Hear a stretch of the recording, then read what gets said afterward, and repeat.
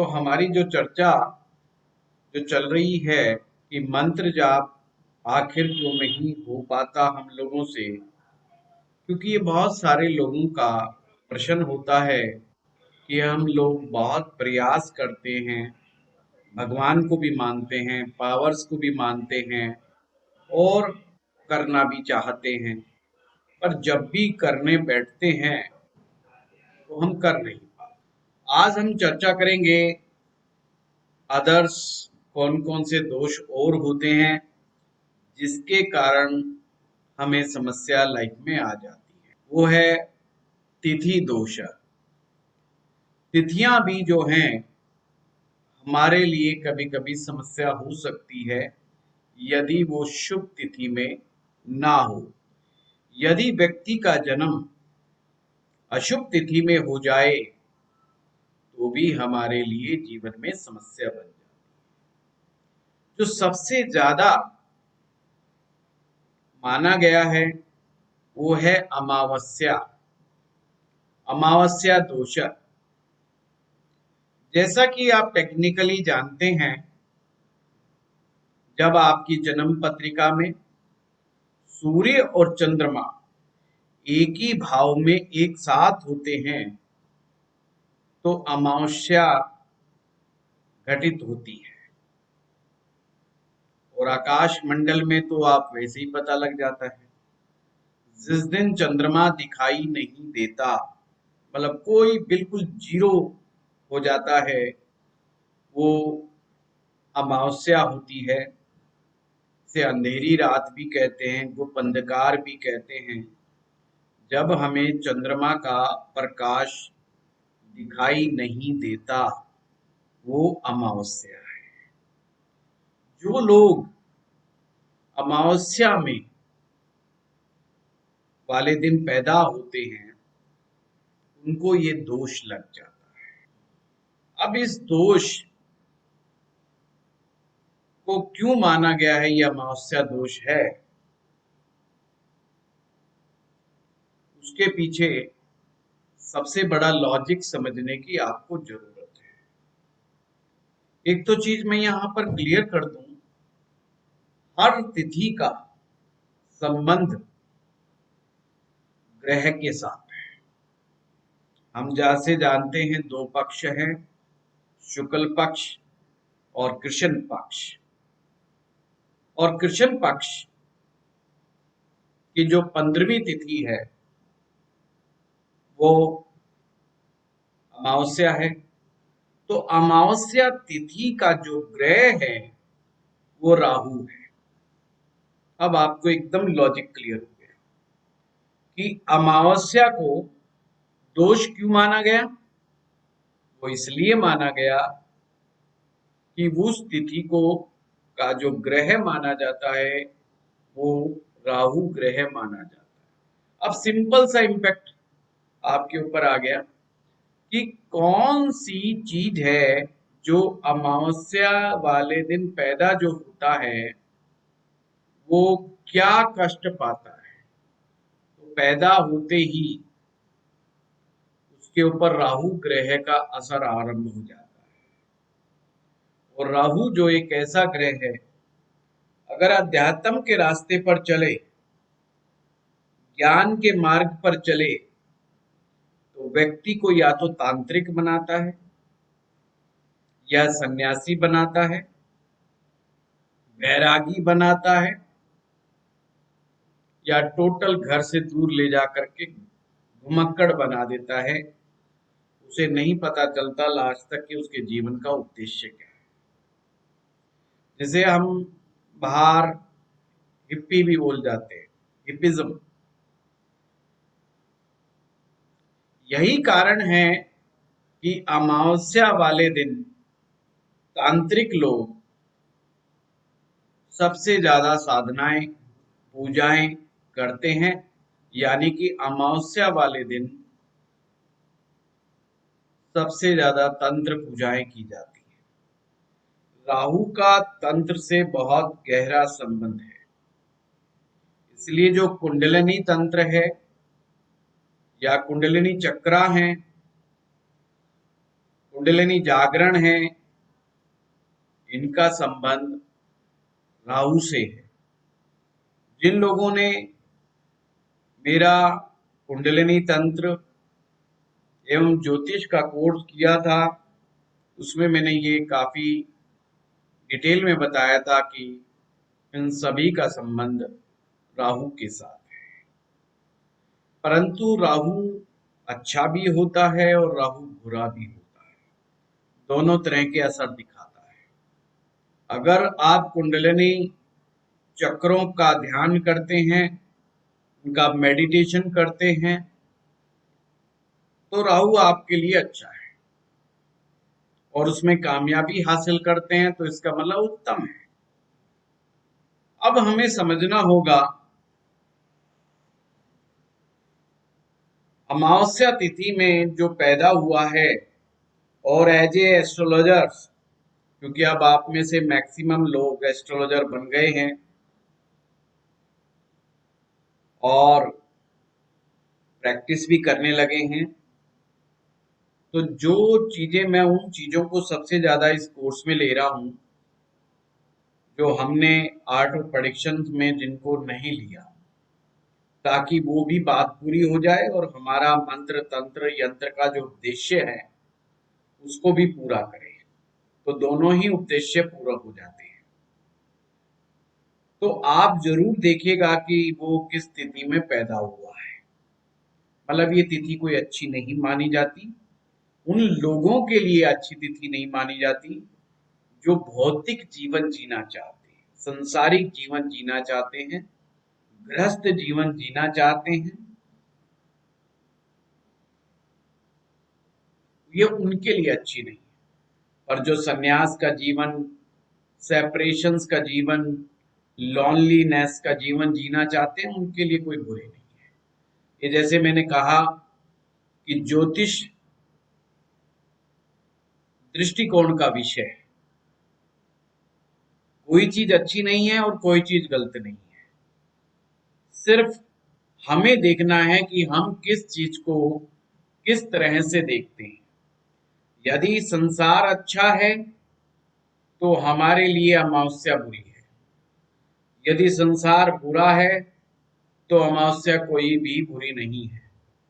अगर आप साधु संतों की जन्म पत्रियों का विश्लेषण करेंगे तो बहुत ज्यादा साधु संत सन्यासी आपको अमावस्या तिथि को पैदा होते हुए दिखाई देंगे, या उनका जन्म अमावस्या वाले दिन हुआ होगा। और ऐसी घटनाएं भी हुई हैं कि जिनको अमावस्या वाले दिन ही निर्वाण प्राप्त हुआ है। तो इस कोर्स में हम साधुओं की, संतों की, महात्माओं की और दैविक शक्तियों को रखने वाले व्यक्तियों की कुंडलियों का विश्लेषण करेंगे इसमें आने वाले समय में। इस चीज के लिए मैं अभी केवल ये नींव तैयार कर रहा हूं, ताकि बाद में कोई ये ना कहे कि जब हम कुंडलियों का विश्लेषण करें कि साहब ये अब आप नई बात क्यों बता रहे हो, या अमावस्या तिथि का क्या संबंध है, और उस समय मैं बात करूं कि इसका संबंध राहु से है, तो आप लोग अचंभित ना हो। या मैं किसी श्राप की बात करूं तो आप लोगों को एकदम से ये ना लगे ये कि कहां से चीज आ गई। मंत्रों के सिलेक्शन से पहले, मंत्रों में आगे से बढ़ने से पहले ये सब चीज मैं क्लियर कर देना चाहता हूँ, और हर ज्योतिषाचार्य को ये चीजें बहुत गहराई के साथ देखनी चाहिए। अमावस्या दोष का एक चीज तो मैंने बता दी कि अगर वो घर गृहस्थी के अंदर है, धन कमाना चाहता है बहुत ज्यादा और ऐशो आराम के साथ जीना चाहता है, तो वो अपना ये चीज कर नहीं पाता, मानसिक अशांति, एक बेचैनी अलग प्रकार की महसूस करता है, क्रोध ज्यादा आता है ऐसे व्यक्तियों को। अब अमावस्या दोष एक चीज और इंडिकेट करती है कि ये एक प्रकार का पितृदोष भी माना गया है। इसलिए अगर आप मेरा YouTube पे वीडियो देखेंगे पितृ दोष के ऊपर, तो आपको पता चलेगा कि पितृ दोष राहु से भी लगता है। जब राहु सेकंड हाउस में होता है, फर्स्ट हाउस में होता है, यानी कि Rahu first, second, fifth, seventh और नाइन्थ, फिर से बोल रहा हूं, Rahu first, second, fifth, seventh, ninth house में जब भी राहु होता है तो भी पितृदोष बनता है। राहु जो है पितरों को मुक्ति नहीं देता, पितरों को अशांत रखता है, और शनि के आशीर्वाद से ही पितृ मुक्त होते हैं, जिसे हम कहते हैं कि पितरों का उद्धार वो शनि ग्रह ही करवाते हैं। ये मैं कई क्लासेस में बोल चुका हूं, ये कई कक्षाओं में मैं बोल चुका हूं इस बात को। तो एक प्रकार का ये पितृ श्राप से पीड़ित होना भी हो गया। ऐसे व्यक्ति के पास अगर सब कुछ प्राप्त हो भी जाए, येन केन प्राकरण प्रकरण, जो वो उस लग्जरी को महसूस नहीं कर पाता, और एक अंदर से उसके एक शून्यपन आ जाता है, एक खोखलापन आ जाता है। तो ये दोष काफी गंभीर दोष है। कभी कभी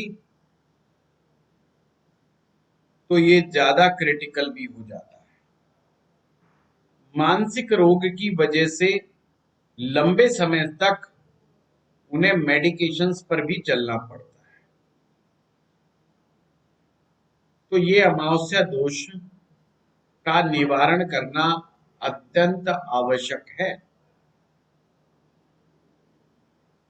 इसका सबसे ज्यादा जो सामान्य सरल विधि जो है वो है खीर का दान। खीर बना करके प्रत्येक अमावस्या को किसी मंदिर में या किसी ब्राह्मण को देना। और टेक्निकली मैंने बता दिया कि जब सूर्य चंद्रमा एक ही भाव में एक साथ बैठे हों तो अमावस्या है। अदरवाइज आप अपने सॉफ्टवेयर में देखना चाहते हैं तो जहां पर ये लिखा होता है कि व्यक्ति किस तिथि में पैदा हुआ है, वहां से भी देख सकते हैं। कभी कभी सूर्य और चंद्रमा के बीच में डिग्रियों का भी काफी अंतर पड़ जाता है, तो वो अमावस्या नहीं होती, चतुर्दशी होती है, जबकि वो अमावस्या ढंग से नहीं होती। तो अमावस्या के निष्कर्ष पर पहुंचने के लिए सबसे पहले वेल कंफर्म हो जाए कि ये अमावस्या ही है। वैसे तो चतुर्दशी वाले दिन पैदा होने का भी दोष लगता है, पर रेमेडी बदल जाती है। ये बस रेमेडी में अंतर आएगा, असर में इतना अंतर नहीं आएगा, क्योंकि वो भी एक प्रकार का दोषी माना जाएगा। तो जब अमावस्या है तो उसको हर अमावस्या वाले दिन खीर का दान ब्राह्मण को करना चाहिए। और किसी के पास सामर्थ्य है, यानी धन ठीक ठाक है, तो ऐसे लोगों को घर पे ब्राह्मण को बुला करके पूरा भोजन करवाएं, दक्षिणा दें, कोई बर्तन भी दे सकते हैं स्टील का, और सफेद वस्त्र दें, चाहे एक ही वस्त्र दें या 5 वस्त्र दें। ये सब कुछ आपकी आर्थिक स्थिति पर डिपेंड करता है। मैं जो भी इस कोर्स में आपको दान बताऊंगा उसमें हर व्यक्ति को ध्यान रखना है कि जो भी दान दिया जाए वो दान आपकी आर्थिक स्थिति के अनुसार होना चाहिए। अब ये भी नियम को ध्यान रखें, अपनी आर्थिक स्थिति को खुद से कमजोर मान करके चलना, ये भी अपने आप में कमी है। मैं अक्सर देखता हूं कि कुछ लोग अमीर हैं, पैसे की कोई कमी नहीं है, पर वो अपने आप को गरीब रिप्रेजेंट करते हैं। मेरा अपना ये मानना है कि जो व्यक्ति अपने आप को जिस तरह से देखता है वो वैसा ही फल पाता है। अगर आपको अपने अपने आप को गरीब के रूप में पाते हैं तो रियल में आप गरीब हैं, और आप अपने आप को धनवान मानते हैं तो आप धनवान होते चले जाते हैं। पर हाँ, दान देते समय अपने बैंक बैलेंस का ध्यान जरूर रखना चाहिए। मैं कभी भी ये नहीं कहता कि आप 30,000 रुपये महीना कमाते हैं और 35,000 रुपये महीने का दान करते हैं। 1/10 भाग से ज्यादा कभी भी भूल करके दान नहीं करना चाहिए। अपनी कमाई का मतलब होता है पर मंथ जो आ रहा है आपको। जैसे आप 30,000 रुपये महीना कमाते हैं तो 3,000 रुपये महीने का दान। अब उसमें दान में क्या क्या चीजें शामिल है? आप कहीं तीर्थ यात्रा भी कर सकते हैं। और रमेश, बाद में पूछना जो आप लिखते हो ना, मैं मल्टी टैलेंटेड आदमी बहुत कम हूँ, मैं आपको बता दूं। मैं थोड़ा फोकस्ड आदमी हूँ, तो थोड़ा जब अब मैं बोल रहा होता हूँ तो मैं भूल जाता हूँ मेरे आसपास क्या चल रहा है। और जैसे ही आपका क्वेश्चन कोई आ जाता तो मेरा आधा ध्यान चला जाता है, पर मैं ध्यान से उसको फोकस नहीं कर पाता। तो हम इस सेशन के एंड में बात करेंगे आज के बारे में। मैं निश्चित रूप से आपको समय दूंगा और क्वेश्चन पूछने का, तो वो मेरा ध्यान डिस्टर्ब हो जाता है। तो प्लीज आप कोई भी कुछ ना लिखें। मेरी अगर कोई बात नहीं समझ में आई तो उसको हम फिर बाद में डिस्कस करेंगे, और मैं अपनी बात को कहने का फिर से प्रयास करूंगा, या हो सके मेरे से बोलने में कोई गड़बड़ हो जाए तो भी अपन डिस्कस करेंगे, उसको करेक्ट करेंगे। तो मैं कहाँ चल रहा था, थोड़ा याद दिलाएं। सर सर 10% दान के ज्यादा भाग ध्यान का दें। भाग का दान दान के के भाग ओके ओके सामर्थ्य ओके ओके ओके, दशांश दान, थैंक यू दशांश दान। Thank you. तो वार्तालाप चल रही है कि हमें अपनी पर मंथ की कमाई का 1/10 भाग से ज्यादा दान नहीं करना है। अगर कोई व्यक्ति 1 लाख रुपए कमा रहा है तो 10,000 रुपये उसका पर मंथ का हो गया, तो साल में 1,20,000 रुपये तक का वो दान कर सकता है।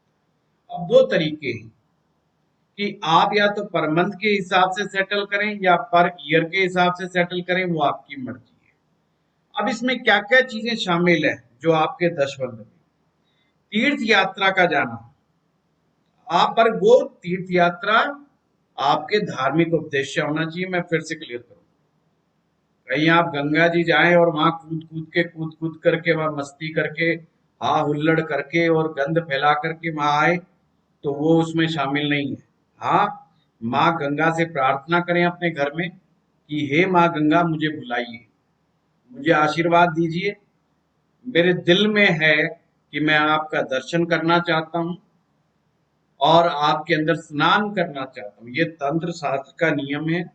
चाहे कोई जड़ी बूटी हो, चाहे कोई भी चीज आप पेड़ वृक्षों से तोड़ते हो, अपनी बीमारी के उद्देश्य से, अपने कल्याण के उद्देश्य से, चाहे देव दर्शन करते हो, चाहे आप तीर्थ गमन करते हो, तो सर्वप्रथम आपको उन देवी शक्तियों से प्रार्थना करनी चाहिए और उनकी इजाजत लेनी चाहिए मानसिक रूप से।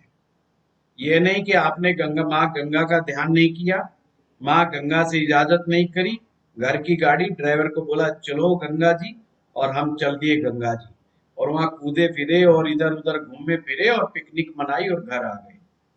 ये तीर्थाटन है, पिकनिक नहीं है।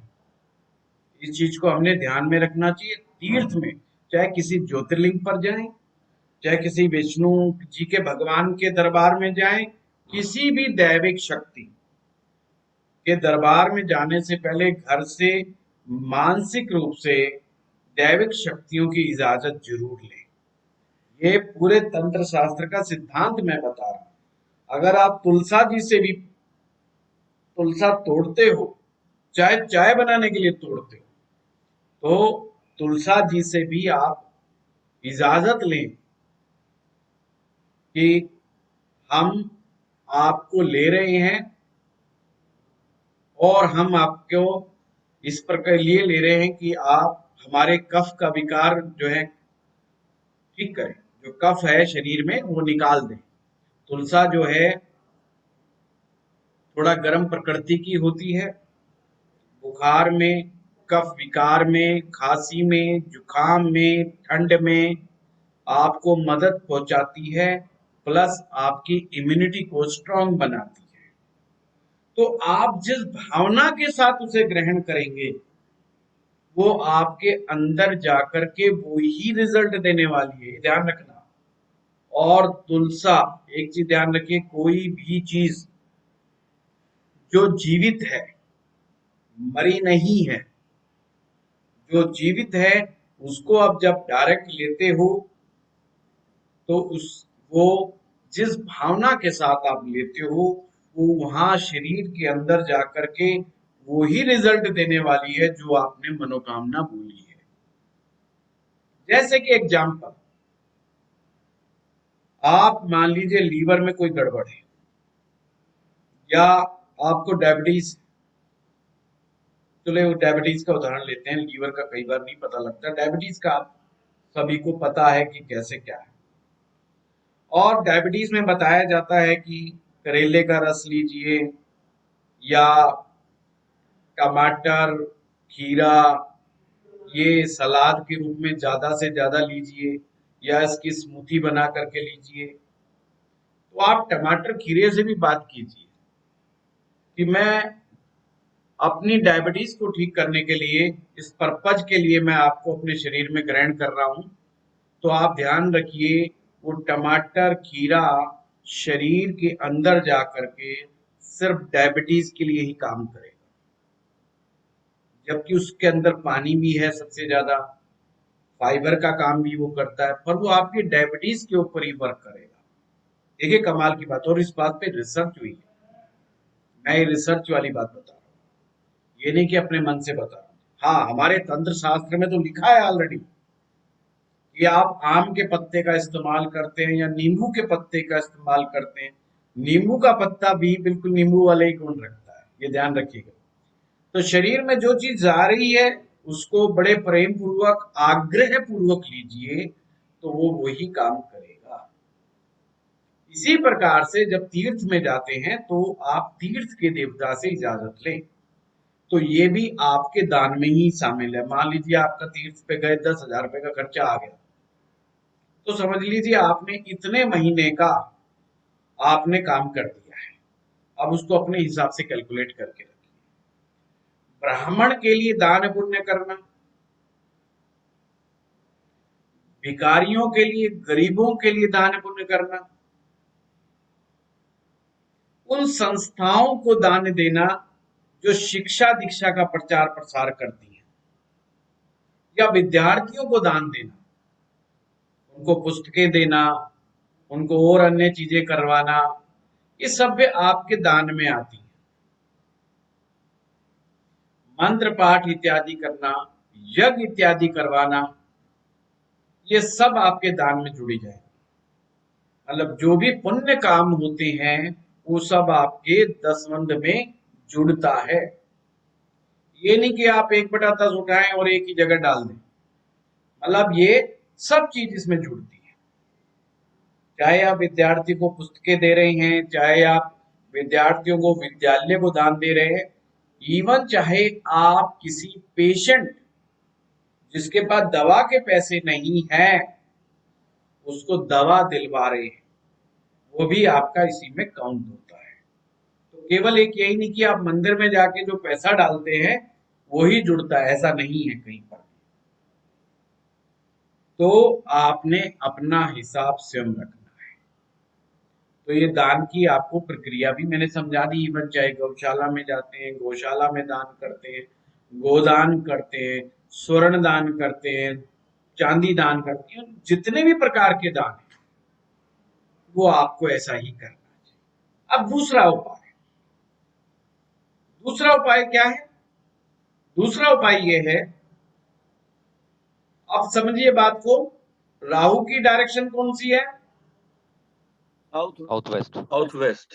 South west direction. तो साउथ वेस्ट डायरेक्शन में ही बैठ के पूजा करनी है, अगर इस तिथि को आपने ये करना है तो। पर ये अमावस्या वाले दिन, ये ध्यान रखिएगा, ये नहीं कि आप डेली वहीं बैठ के पूजा करें। तो एक ऐसा जगह या कॉर्नर बनाइएगा, साउथ वेस्ट कॉर्नर, जैसे छोटा सा हो, अमावस्या वाले दिन, और केवल उस व्यक्ति को करनी है जो अमावस्या वाली तिथि में पैदा हुआ है। एक कलश रखें और कलश में गंगा जल हो, पर जरूरी नहीं गंगा जल, क्योंकि मान लीजिए कोई साउथ इंडिया से आ रहा है, वो बेचारा कैसे गंगा जल लेके आएगा। कोई भी पवित्र नदी का जल, आप इसको ऐसे भी लिख सकते हैं, उसमें रखें। मैं आपको साथ में लॉजिक भी समझा रहा हूं। अब देखना क्या है कि राहु किसको सबसे ज्यादा पीड़ा पहुंचाता है? तो सूर्य और चंद्रमा, इनको ग्रस करके ग्रहण बनाता है। चंद्रमा को पकड़ लेता है तो चंद्र ग्रहण, सूर्य को पकड़ लेता है तो सूर्य ग्रहण। तो यानी पीड़ा सबसे ज्यादा ये सूर्य और चंद्रमा को लगाता है। तो या आप सूर्य की और चंद्रमा की दो प्रतिमाएं रख सकते हैं। बाजोट समझते हैं? बाजोट, मैंने पटड़ा, हमारे हरियाणा में तो पटड़ा रखते बोलते हैं उसको, जो लकड़ी का बना होता है। और हमारे यहाँ तो शादी में दूल्हे को भी उस पटड़े पर खड़ा करके ही उसका पूजन इत्यादि किया जाता है। जो बहनें थाली घुमाती हैं वो सारा काम इधर। तो ये पूजा में बहुत बार आएगा, बाजोट या पटड़ा। तो इसको क्लियरली समझ लीजिए, लकड़ी का बना होता है। पर ध्यान क्या रखना है, पहले तो महिलाएं इस पर बैठ करके रोटियां बनाती थी, आजकल खड़ा होकर के बैठ होने का रिवाज हो गया, क्या करे, परंपरा बदल गई है। ये बाजोट बड़ा महत्वपूर्ण है। पर जो भी पूजा में इस्तेमाल करें आप बाजोट, उसमें कोई कील नहीं होनी चाहिए। ये खाती से, कारपेंटर से स्पेशली बनवाए, मैं स्पेशली बता रहा हूं आप लोगों को। पूजा के लिए जो बाजोट होता है, या जिसे आप चौकी भी बोल सकते हैं, पर चौकी थोड़ा सा ऊंची हो जाती है, थोड़ा नीचे वाली मैं बात कर रहा हूं। इसमें लकड़ी की ही वो आती है, वो छेद करके, प्रदीप जी बड़े अच्छे से समझते हैं क्योंकि टेक्निकल पर्सन है, और भी अन्य लोग, जो है एक लकड़ी का ही वो फांस सी बना दी जाती है और उसी को ठोक दिया जाता है थोड़ा सा, तो वो जुड़ जाता है, जोड़ कब एक प्रकार से जोड़ बन जाता है। तो ये कारपेंटर बड़े आसानी से कर देता है काम। तो वो करवाए, बजाय की लकड़ी, वो कील ठोकना बहुत आसान होता है तो फटाफट वो हो जाता है, नो डाउट। तो पर ये आप उसको स्पेशली कहें कि लकड़ी का ही इसके अंदर काम करता है। तो वो उसके ऊपर कपड़ा रखा जाता है, नीले रंग का कपड़ा उत्तम माना गया है राहु के लिए। जैसा आज विनय जी ने जो कपड़ा पहन रखा है या रमेश ने पहन रखा है, ये जो है राहु को धारण किए हुए हैं, तो आज इनसे सावधानी रखनी पड़ेगी दोनों से, हैं? कहीं पता चला ये सूर्य चंद्रमा को ही दोष लगा दे तो वही मुझे ही पकड़ के बैठ जाए ना।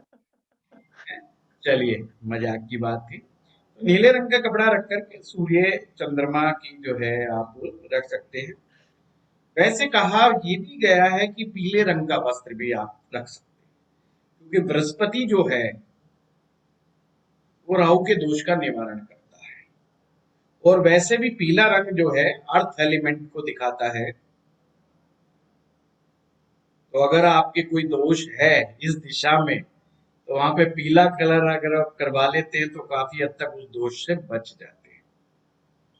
क्योंकि आपने सुना होगा कि वास्तु में कहते हैं कि मालिक को साउथ वेस्ट में बैठना चाहिए, कमांडिंग डायरेक्शन है। और फिर भी राहु का असर उस पर हो गया तो क्या करेंगे? तो इसलिए उस कमरे को पीले रंग से करवाएंगे तो ज्यादा अच्छा रहेगा। साथ में टर्म्स एंड कंडीशन, हर योग में टर्म कंडीशंस होती है, तो आज से ही वास्तु में भी टर्म कंडीशंस हैं। तो यहाँ पे पीले रंग का कपड़ा भी आप रख सकते हैं, और उस पर सूर्य और चंद्रमा की प्रतिमा। शास्त्र में कहा गया है सोने की प्रतिमा पर मैं यहाँ पर कहूंगा फिर आपकी जेब के हिसाब से बात करनी चाहिए। आप तांबे की भी कर सकते हैं, पर चांदी की प्रतिमा चंद्रमा को ही रखिएगा।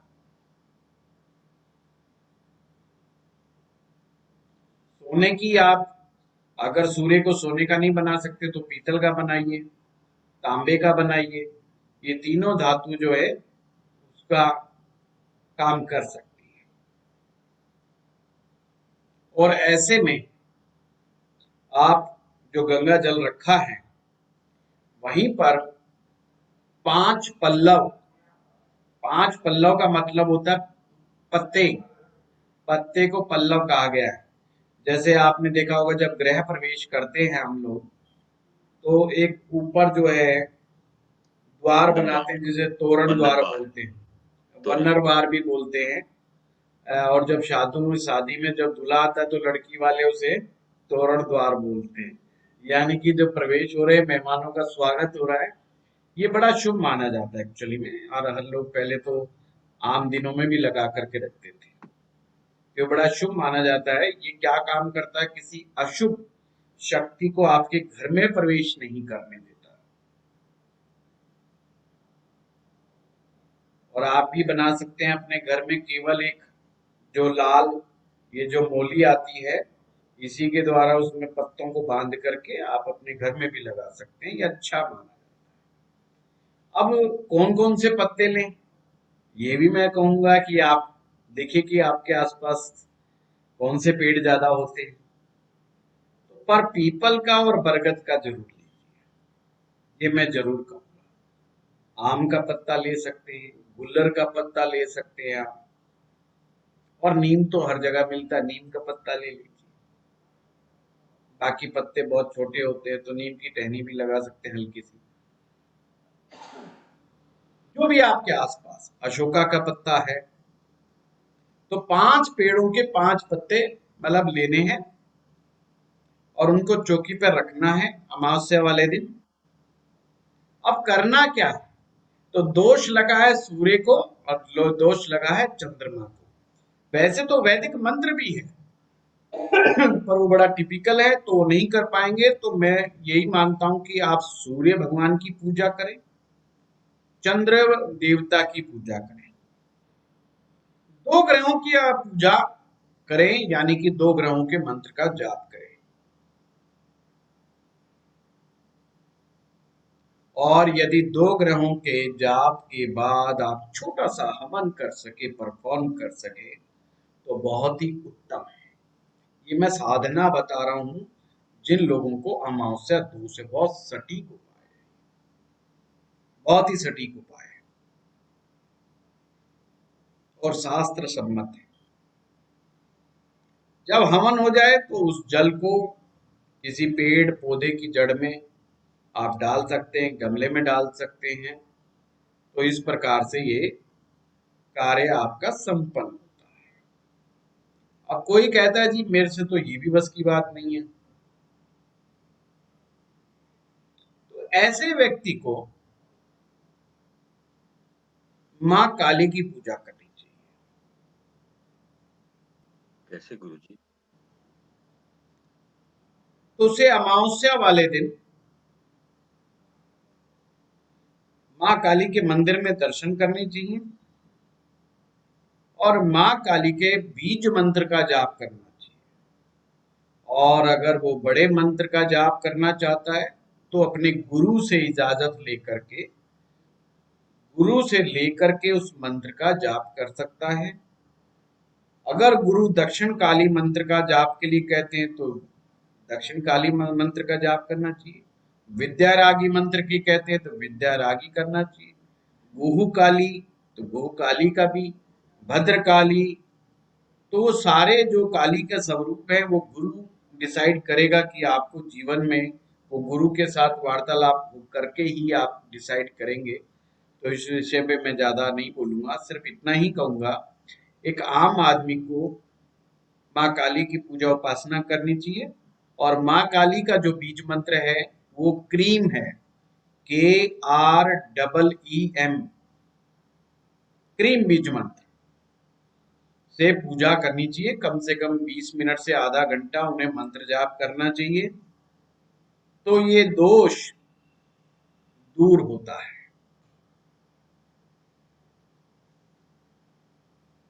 कंप्लीट हो गया।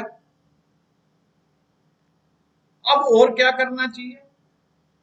अमावस्या वाले दिन पितृ दोष की शांति, पितृ तर्पण, पितृ दोष शांति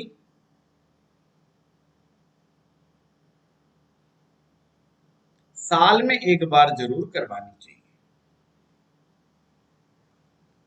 पर मंथ खीर का दान, ये पर मंथ साधना, और साल में एक बार पितरों के निमित्त, जो आपको पहले भी कई क्लास में बताया है, इसलिए मैं अभी चर्चा नहीं करूंगा। पितृ शांति के लिए पैतृक कार्यक्रम करवाना चाहिए किसी एक्सपर्ट ब्राह्मण के द्वारा। अच्छा, एक चीज ये ध्यान में रखिएगा, अष्टमी तिथि जो होती है ना, उसका मालिक भी राहु होता है। तो उन्हें भगवान श्री कृष्ण की, यानी कि जो लोग अष्टमी वाले दिन पैदा हुए हैं, अष्टमी तिथि की बात कर रहा हूं, तो आप देख लीजिएगा कुंडली में कि आपकी तिथि कौन सी है। ये तिथि बहुत काम आएगी, ये ध्यान रखिएगा। तो इसका मतलब वो भी राहु से पीड़ित है। तो पर अष्टमी, जैसे कहते हैं जन्माष्टमी, भगवान श्री कृष्ण के पैदा होने की तिथि पर पूजा किसकी करनी है? भगवान श्री कृष्ण के काले स्वरूप की। जैसे वृंदावन में बाकी बिहारी जी हैं, या और भी अभी ध्यान नहीं आ रहे, तो हमारे ऊपर सर भी लगे श्रीनाथ जी हैं। श्रीनाथ जी हैं। श्रीनाथ, श्रीनाथ द्वार। हाँ, तो मेरे कमरे में मैंने दिखाया फोटो, ये बाके बिहारी जी की है। ठीक है जी। तो वहां पर आप वृंदावन में जाएंगे तो तस्वीरें मिल सकती हैं। पर हाँ, मैं अष्टमी वाले दिन पैदा नहीं हुआ, मैं पंचमी वाले दिन पैदा हुआ था। मैं आपको बता दूं, ये सिर्फ भगवान श्री कृष्ण की जो है, मैं कहूँगा आशीर्वाद है कि उन्होंने स्वीकार किया कि हमारे घर पर आना, ये उन्हीं का आशीर्वाद मैं मानता हूँ। ये किसी रेमेडी का अंश नहीं है। तो इस प्रकार से आपको इस तिथि का ध्यान रखना है। अब हम चलते हैं अगली तिथि पर, कृष्ण पक्ष की चतुर्दशी। कृष्ण पक्ष की चतुर्दशी,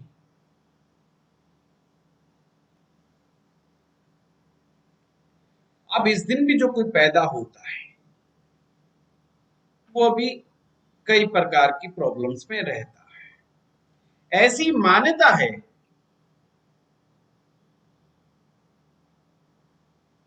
कि इसे, शास्त्र के अनुसार तो ये नरक चतुर्दशी है।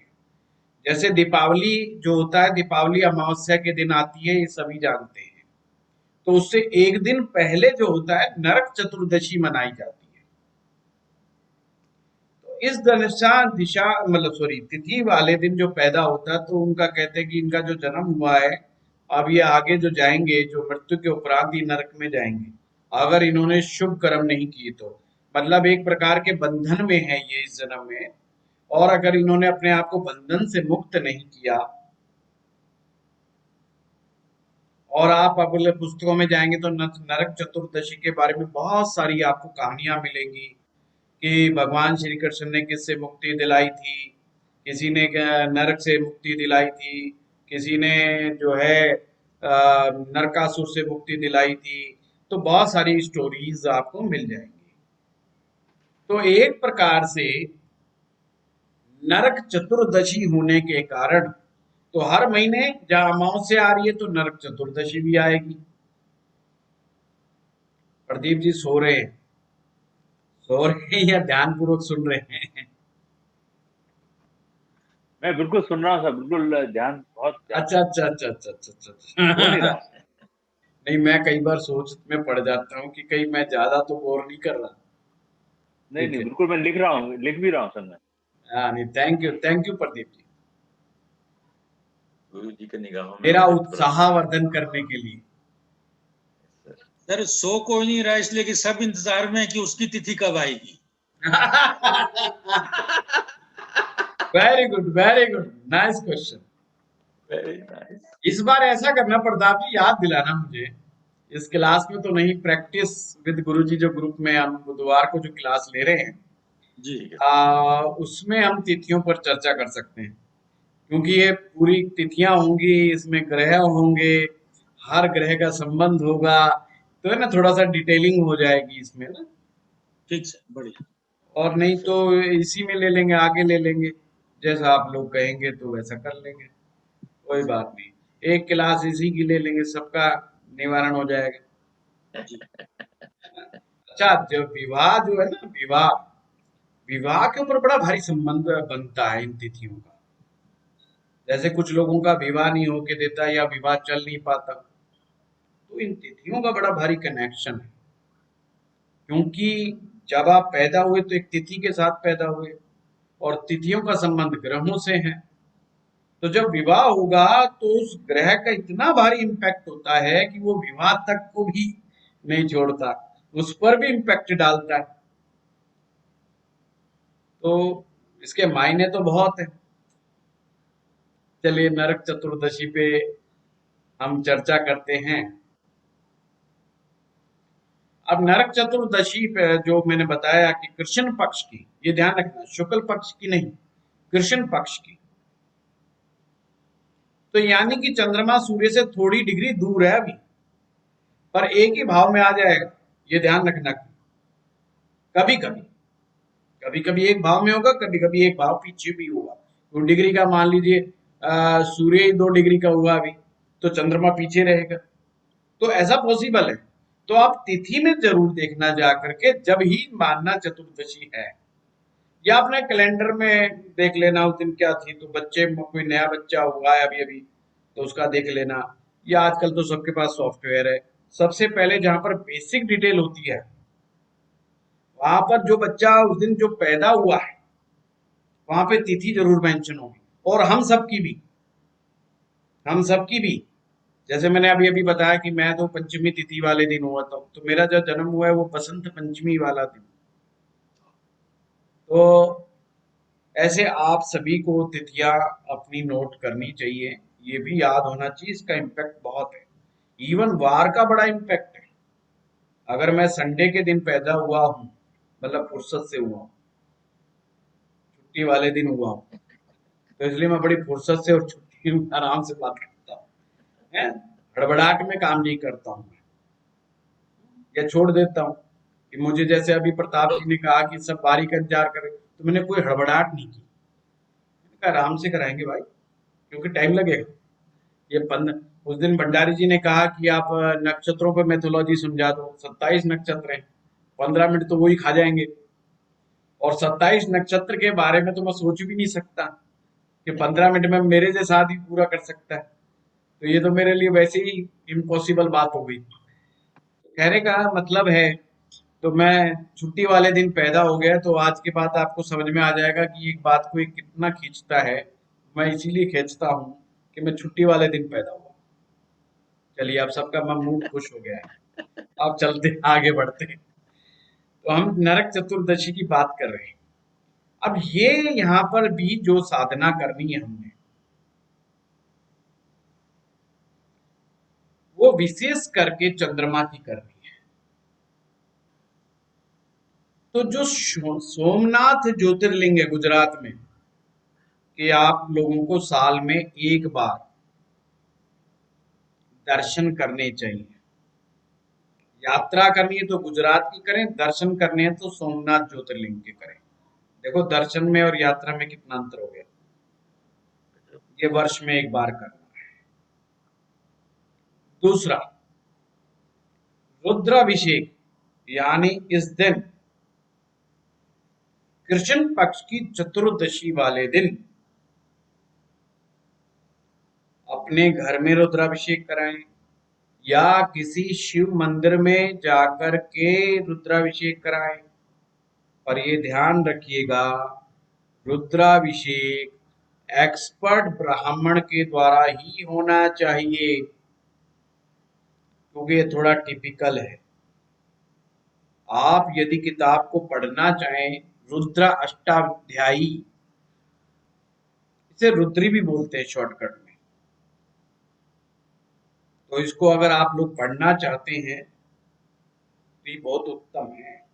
बड़ा इसका महात्म्य बताया गया है, जो भी शिव भक्त है। पर इसमें 2 चैप्टर ऐसे भी हैं जो कि 16वें संस्कार यानी मृत्यु संस्कार पर बोले जाते हैं, उन्हें नहीं पढ़ना है, थोड़ा सा इस चीज का ध्यान रखिएगा। जैसे श्री सूक्त है, सूर्य सूक्त, श्री सूक्त में भी बड़ा ध्यान रखना पड़ता है।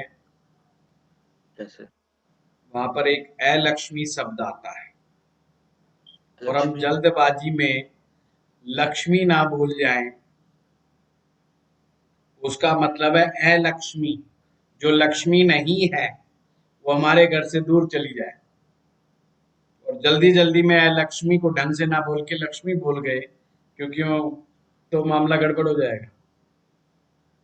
इसीलिए मैं अक्सर श्री सूक्त के पाठ करने की नए व्यक्ति को कभी भी सलाह नहीं देता, उसके गलती होने के चांस ज्यादा है। देखिए, आप अपने यजमान को कुछ भी बताएं, पर साइड इफेक्ट का जरूर ख्याल रखें, और ये भी ध्यान रखें कि ये साधनामय नहीं है, ये मंत्रमय लोग नहीं है, इनसे गलती होने का चांस बहुत ज्यादा है। तो हमेशा आसान रेमेडी दें जिसको वो कर सके। जैसे वैदिक मंत्र मैंने अभी आपको इग्नोर कर दिया क्योंकि उसमें गलती होने के चांस ज्यादा थे, तो सिंपल बता दिया सूर्य और चंद्रमा के मंत्र, तो वो आप बड़े आसानी से कर सकते हो क्योंकि वो हर जगह अवेलेबल है। और कुछ लोग जो दैनिक पूजा कर्म विधि करते हैं उसमें वो लोग करते हैं कुछ ना कुछ, तो कुछ चीज आम आदमी को भी पता है, जैसे गायत्री मंत्र है। हिंदुस्तान का आम व्यक्ति भी, जो बिल्कुल साधारण व्यक्ति है, वो भी गायत्री मंत्र जानता है।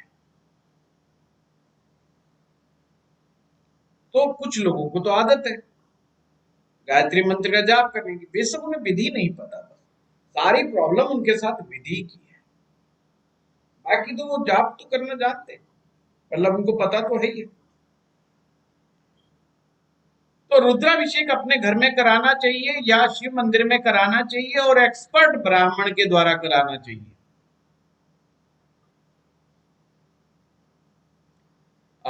सॉरी, मुझे अभी एक बात याद आई, प्लीज प्लीज प्लीज सॉरी, आप अमावस्या दोष में एक उपाय लिखना, मैं लिखवाना भूल गया। इसमें काली रंग की गाय का दान और सोना और चांदी का दान, ये तीनों दान एक ही दिन देने चाहिए, अमावस्या वाले दिन। स्वर्ण दान, रजत दान, रजत जो है चांदी को ही कहते हैं, और काली गाय का दान, ये तीनों दान एक ही तिथि पर करने होते हैं, अमावस्या वाले दिन। देखो दिमाग कहाँ का करवा रहा हूँ, चतुर्दशी, और दिमाग में अचानक से आया, रही वो तो भूल गया, इसलिए पीपीटी का इस्तेमाल करता हूँ। और आज एक्चुअल में पीपीटी बनी नहीं, दिक्कत ये है, कल शाम को तो याद आया कि कल क्लास है, तो पीपीटी बनी नहीं, इसीलिए प्रताप जी की जो वीडियो थी वो भी देखी नहीं।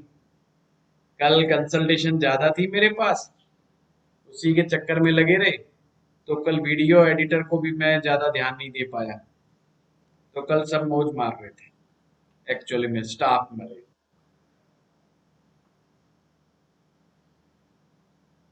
एक कहावत है ना, बिल्ली मरे तो चूहे नचे, चूहों का डांस शुरू बिल्ली के मरने के उपरांत। चलिए देखो, मैं बीच बीच में हंसा रहा हूं ताकि आप लोग जागते रहो। क्यों का डांस। यहाँ पर भी हमें चंद्र ग्रह की पूजा करनी है। शून्य जो नरक चतुर्दशी जो है उस तिथि में जो पैदा हुए। अब ये कैसे करना है पूजा? ये पूजा करना है नॉर्थ ईस्ट जोन में जाकर के। अब नॉर्थ ईस्ट जोन ईशान कोण,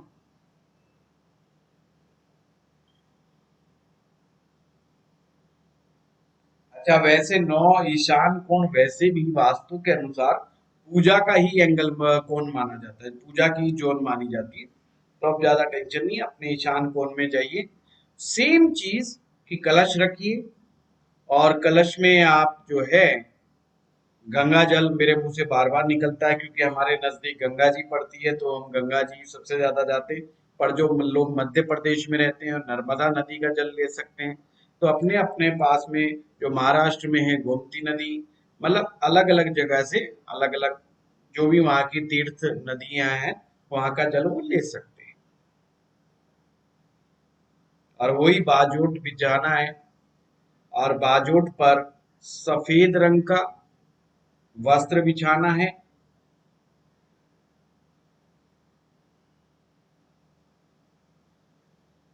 और चंद्रमा की मूर्ति रखनी है और ये चांदी की बनी हुई होनी चाहिए, ध्यान रखिएगा।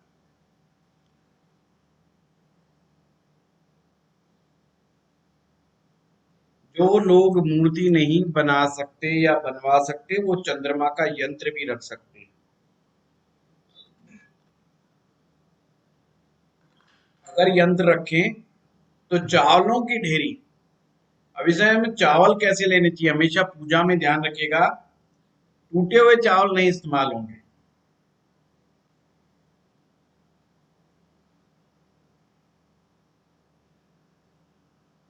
इसलिए वहां पे शब्द इस्तेमाल किया जाता है पूजा के समय अक्षत, मतलब चावल पर जो टूटा हुआ ना हो। तो जो भी बासमती चावल, आजकल तो सभी बड़े अच्छे किस्म के चावल इस्तेमाल करते हैं घरों में, फिर भी थोड़ा सा ध्यान रखें। वो आजकल एक नई चीज भी चल रही है डुबरा तिबरा चावल, यानी जो 2 टुकड़ों में बटा हुआ है, तिबरा मैंने 3 टुकड़ों में बटा हुआ है। तो कहने का मतलब वो चावल मत इस्तेमाल करना, स्पेशल मंगा लेना। और चावलों की ढेरी पर चांदी का जो यंत्र है, यंत्र छोटा सा होता है, उसको 4x4 चकोर यंत्र बनवा करके वो बन जाता है। और बाकी तो बने बनाए जो आते हैं नकली आते हैं, किसी अपने खास कारीगर से जो है वो डाई के द्वारा बनते हैं। डाई से बनवा के थोड़ा एक्स्ट्रा जरूर पैसा लेगा वो, पर वो करवा सकता है। और नहीं चांदी का अगर उन्हें फोटो दिखा दोगे तो डाई का बनवा करके कर सकते हैं। तो आप चावलों की डेयरी पे यंत्र लगा करके चंद्रमा के मंत्र का जाप करें। और सॉरी एक चीज बताना भूल गया, दीपक जरूर जलाना चाहिए जब भी आप जाप करें, तो दीपक प्रज्वलित करना अनिवार्य है। हर हर साधना में, हर पूजा में, हर मंत्र साधना में जल रखना। ये हर एक के लिए लिख लो, जल रखना, कलश कलश में जल रखना, दीपक प्रज्वलित करना और बाजोट पर वस्त्र बिछाना। तो ये तो सबके अनुसार अलग अलग आएगा कि कौन सा वस्त्र बिछाएं साधना में, कौन सी दिशा में बैठ करके करें, वो सबके नियम थोड़े थोड़े अलग है। कैसा आसन बिछाएं वो थोड़ा नियम अलग है। तो चंद्र ग्रह के मंत्र का जाप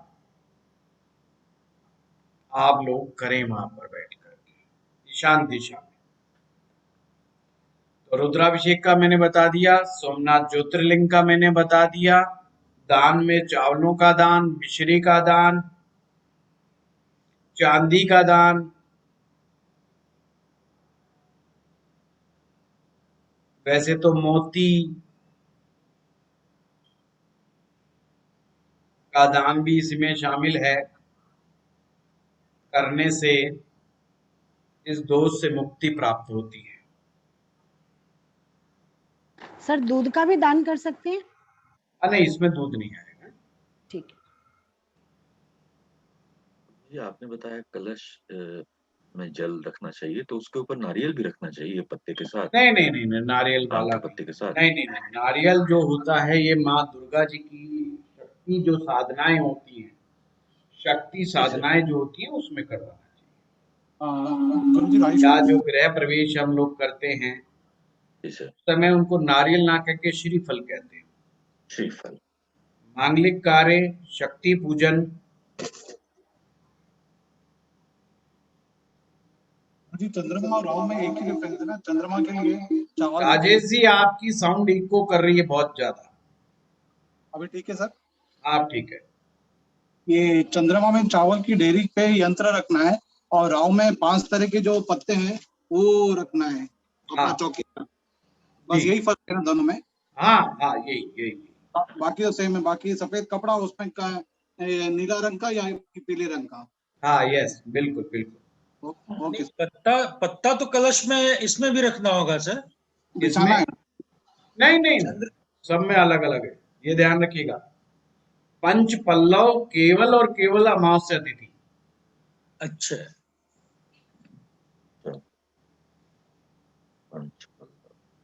जैसे दिवाली वाले दिन जो कलश होता है उसमें 7 रत्न रखे जाते हैं, 7 ग्रहों के रत्न रखे जाते हैं।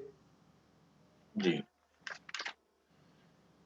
कौन कौन से पल्लव रखना मना है सर, अवॉइडेबल? नहीं, ये 5 पल्लव मैंने जो कहा कि जो भी आपके, मना कोई नहीं है, अच्छा। आपके नियर हो। अब जैसे हमारे इस तरफ या हमारे नाजमल की तरफ आम नहीं उगता है, तो आम का पेड़ अगर ढूंढने जाएंगे तो बड़ा मुश्किल हो जाएगा, पर गुड़गांव में लगता है। हमारे पड़ोस में ही आम का पेड़ लगा रखा है, बड़े अच्छे अच्छे आम आ रहे हैं इस समय है। तो आम का पत्ता लेना कोई मुश्किल काम नहीं है, तो इजी है। दिल्ली में आम बड़ी इजीली मिल जाता है, और यूपी में तो आम की भरमार है। अब वहां पे यूपी में आम हो गया, अमरूद हो गया, जी पीपल और बरगद हर जगह अवेलेबल जी सर। है ना। बाकी 2-3 पत्ते जो वहां पर क्या उग रहा है क्या नहीं उग रहा है उसके हिसाब से आप देख लें। और उसमें भी जो शुभ वृक्ष माने जाते हैं, जिनके औषधीय गुण हैं, तुलसी का पत्ता भी आप रख सकते हो। बेल गुरु जी पत्ता भी रख सकते हैं। हाँ, बेलपत्र तो बहुत शुभ है। यहाँ तक कि शिव पुराण गुरु में जी लिखा जैसे हुआ है। आंवला का पेड़ है शिव तो पुराण, आंव, हाँ रख सकते हैं। शिव पुराण में आंवला। यहाँ तक लिखा है कि केवल मात्र बेल पत्र के दर्शन करने से पाप दोष से मुक्त हो जाता है। सुबह सुबह उठते ही अगर बेल पत्र यानी कि बेल के वृक्ष, इस चक्कर में तो मैंने अपने घर में ही बेल का पेड़ लगा लिया, जो हमारी 2 मंजिल से भी ऊपर गया, 3 मंजिल का है। पर ये बात है कि उसको 7-8 साल हो गए, वो बात अलग है।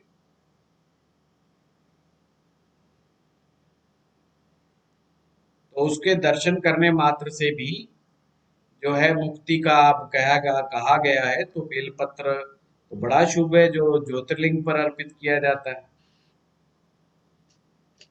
बेलपत्र का इस्तेमाल तो बहुत ही उत्तम माना गया है।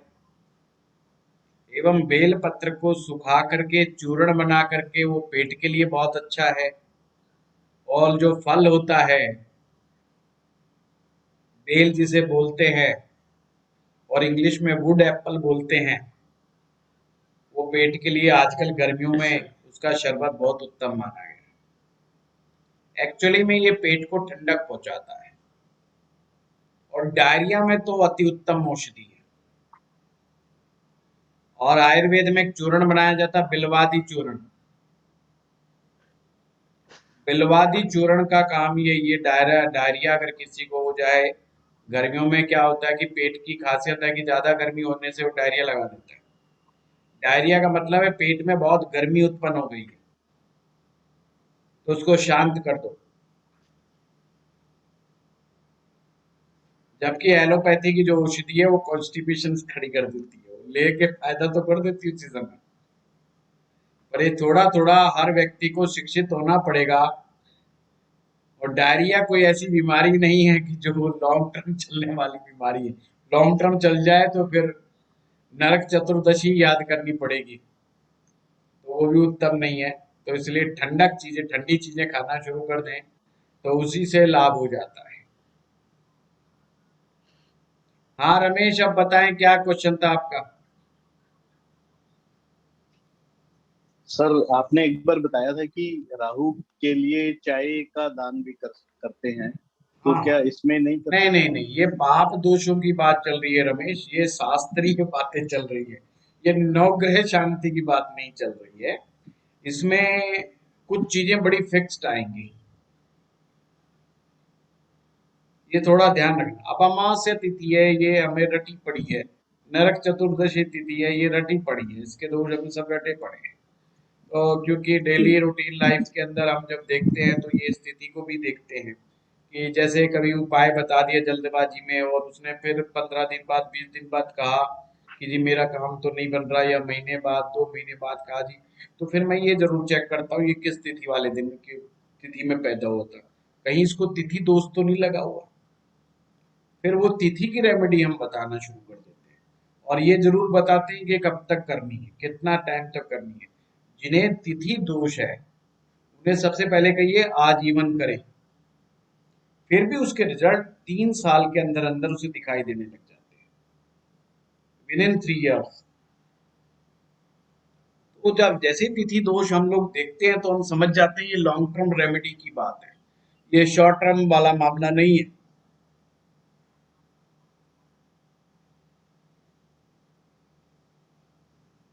सर बिना कील की लकड़ी का वो जो पटरा बताया आपने, जी मैं ताइवान गया था, वहाँ होटल है 5 स्टोरी का, उसमें एक भी कील नहीं है, अरे वाह, लकड़ी का बना हुआ है। जी वुड का महत्व तो बहुत है हमारे जीवन में। जब घरों में ये माना जाता है कि जिस घर में सबसे ज्यादा लकड़ी का इस्तेमाल होता है वैसे भी वो घर वास्तु दोष से मुक्त हो जाता है। इसलिए आप हिमाचल में जाएंगे और जगह जाते हैं, पहले लकड़ी का इस्तेमाल पहाड़ों में सबसे ज्यादा होता है। उसके एक तो ये फायदा होता है कि जब भूकंप इत्यादि आते हैं तो उसमें बचाव के बड़े चांसेस हो जाते हैं। Yes. दूसरा वास्तु, लकड़ी में ना जीवन है, लकड़ी में ना लाइफ है, और वो काफी वर्षों तक लकड़ी जो है उसने जीवन देखा है, वो जीवट चीज है। आयरन में जीवन नहीं है, मजबूती तो है, वो एक केमिकल का है, केमिकल रिएक्शंस का कमाल है कि उसमें मजबूती स्ट्रेंथ तो है पर उसमें जीवन नहीं है। और जबकि लकड़ी में जीवन है, वुड में जीवन होता है। इसलिए साधु संत सन्यासी आपने देखा होगा ये तख्त पर बैठते हैं या बाजोट पर बैठते हैं। लकड़ी का तख्त जो होता है वो बहुत इंपॉर्टेंट होता है, उससे एक तो उनकी ऊर्जा समाप्त नहीं होती। इसलिए कहते पूजा जब करते हैं या प्राणायाम जब आप करते हो, कोई भी पाठ पूजा करते हो, तो नीचे आपके आसन होना चाहिए, आसन में कोई वस्त्र होना चाहिए। नहीं तो क्या है कि हमारी एनर्जी जो है ना सीधी जो भी ऊष्मा नहीं, ऊर्जा जो हमारे पैदा होती है वो सीधी धरती में चली जाती है। इसे हिंदी में विद्युत विभव बोलते हैं कि सीधी जो भी एनर्जी होती है हमारे थ्रू सीधी धरती में आ जाती है। तो इसलिए जो साधनाएं करते हैं तो बहुत तरह की एनर्जीज पैदा होती है हमारे शरीर में। इसलिए हर प्रकार की साधना में आसन का बहुत बड़ा महत्व है। और साधु सन्यासी जो हैं इनका आशीर्वाद क्यों लिया जाता है? क्योंकि इनमें तरह बहुत ही अच्छी ऊर्जाएं होती हैं और इन ऊर्जाओं को रोकने के लिए साधु भी हमेशा कहते हैं गद्दी है, ये फलाने संत की गद्दी है। गद्दी का मतलब उन्हें उस गद्दी पर बैठना जरूरी है। अगर वो गद्दी में ना बैठ करके वैसे ही मतलब बैठ जाएंगे तो उनकी एनर्जी नीचे चली जाती है। जिस समय खास करके वो पूजा कर रहे हो, माला जप कर रहे हो, मेडिटेशन कर रहे हो, आप चाहे मेडिटेशन करें, चाहे प्राणायाम करें, चाहे कुंडलिनी साधना करें, चाहे आप आरती करें, भक्ति करते वक्त खासकर, आपके पाँव के नीचे आसन होना जरूरी है। चाहे आप अपना कंबल रख लीजिए, कुछ नहीं मिल रहा तो कंबल रख लीजिए, परंतु वो जरूरी है, खास करके जब पूजा करें। जब नहीं पूजा करें, जब कोई बात नहीं, वो कोई फर्क नहीं पड़ता, क्योंकि वो समय है जब आपके अंदर एक एनर्जी मतलब जनरेट हो रही है। उस एनर्जी को जीरो नहीं करना है। अगर आप नंगे पांव जमीन पे डायरेक्ट टच में आ जाएंगे तो जितनी मर्जी आप एनर्जी पैदा करते हो, वो जमीन में चलती जाएगी और आप जीरो, मतलब नो इलेक्ट्रिसिटी। मतलब आप जितनी मर्जी इलेक्ट्रिसिटी पैदा कर रहे हो, जमीन में डाल रहे हो, तो जब जीरो हो जाएगी। हाँ, तो सर आप ये चीज का ध्यान रखें, तो वहां कुछ भी नहीं अर्थिंग हो होगा। जाती है, अर्थिंग है जी, अर्थिंग हो गई, हाँ, वो अर्थिंग अर्थिंग हो हो जाती गई, है। अर्थिंग हो गई। अच्छा, इसीलिए हमारी साधनाएं बहुत लॉजिकल हैं। जितनी भी साधनाएं हैं बहुत लॉजिकल हैं। इसे कुतर्क अंधविश्वास मानना अपने आप में बहुत बड़ी बेवकूफी है। दिक्कत जब गई है, हमें इस तरह से समझाया नहीं गया, हमें लॉजिकली Yes, sir. समझाया नहीं गया, तो इसलिए हम उसको मानते भी नहीं है। जबकि साधनाएं, मंत्र जाप, मंत्र पाठ, प्राणायाम या किसी प्रकार का जप, साधना, कीर्तन, ये सब एनर्जी जनरेट करते हैं। सर शनि गुरु राहु के से लिए फिर भी कौन सा? गुरु के लिए भी बहुत आवश्यक है, जब भी वो पढ़ाए तो उसे अपने नीचे आसन रखना बहुत जरूरी है। मैं जब भी पढ़ाता हूँ, अपनी कुर्सी के पीछे तौलिया रखता हूँ और अपने पांव ऊपर कर लेता हूँ। मैं नीचे जमीन में पांव नहीं लगाता हूँ जब भी पढ़ाता हूँ।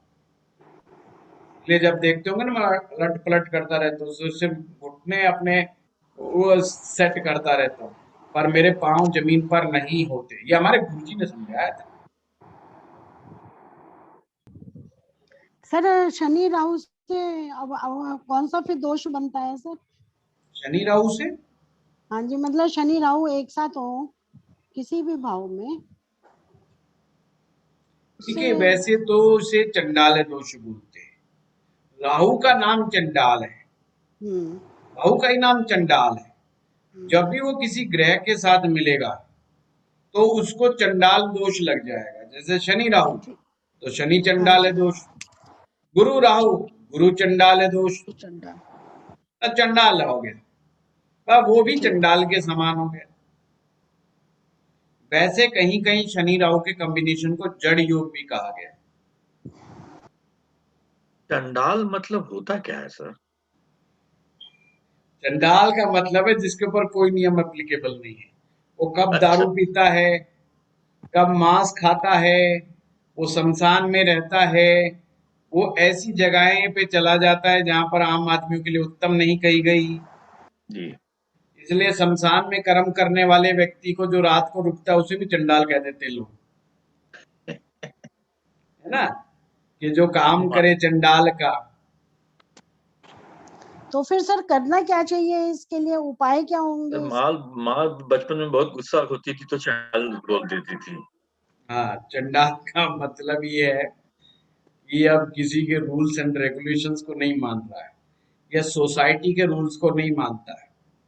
चंडाल उसे ही कहा जाता है जो सोसाइटी रूल्स को नहीं मानता है। और तो राहु का गुरुजी काम ही है चंडाल कि और वो मलेच्छ, सोसाइटी के रूल्स को नहीं मानता है। सोसाइटी कौन? सोसाइटी मैंने मून, मून सोसाइटी का सोसाइटी में संबंध मून से, चंद्रमा से है। और आपको पता है राहु चंद्रमा को तो बख्शता ही नहीं है। हम्म। गुरुजी चंडाल और मलेच्छ में समानता है? नहीं, देखिए, मलेच्छ जो है, कई प्रकार से इस शब्द का इस्तेमाल किया जाता है। मलेच्छ विदेशी व्यक्तियों को भी कहा जाता है तो मैं जो मलेच्छ हूँ हमारी सर। जाति से भिन्न है और हमारी कल्चर को नहीं मानते, उन्हें भी मलेच्छ कह दिया जाता है। जैसे मुस्लिम लोग हिंदुओं को काफिर कहते हैं, यस सर। और हिंदू में उन्हें मलेच्छ कहते हैं। तो जो हमारी सभ्यता से भिन्न है। गुरुजी एक देवी होती हैं, हाँ हाँ, गुरुजी एक देवी होती हैं, उनका मंदिर होता है म्लेच्छ मर्दिनी मंदिर, म्लेच्छ मर्दिनी देवी। म्लेच्छ मर्दनी का मतलब है जो राक्षस को मारने वाली है। अच्छा, राक्षस को मारने वाली, तो दुर्गा जी। राक्षसों को भी म्लेच्छ कहा जाता है। म्लेच्छ का मतलब वो जो सोसाइटी के रूल्स को ना माने और हमसे बिल्कुल भिन्न हो। जैसे हमारे हिंदुओं की सोसाइटी में पहले, सबसे पहले क्या था कि किसी भी प्रकार का मांस भक्षण इत्यादि ये सब चीजें जो है नहीं थी। कि जैसे जैसे युग परिवर्तन होते रहे तो कुछ लोगों ने शक्ति को बढ़ाने के लिए शराब को और मांस को अपने लाइफस्टाइल का एक अंग मान लिया। ये केवल और केवल युग परिवर्तन के कारण है।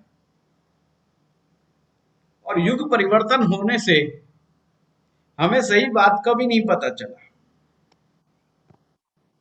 और कुछ यस सर। षड्यंत्रकारी लोगों ने अलग जातियों को अलग करने के लिए बहुत कुछ ऐसा कर दिया जो कि जघन्य अपराध की तरह है, जिससे लोग आपस में मिल करके नहीं रह पाते। सोसाइटी में एक सेपरेशंस क्रिएट कर दिया है।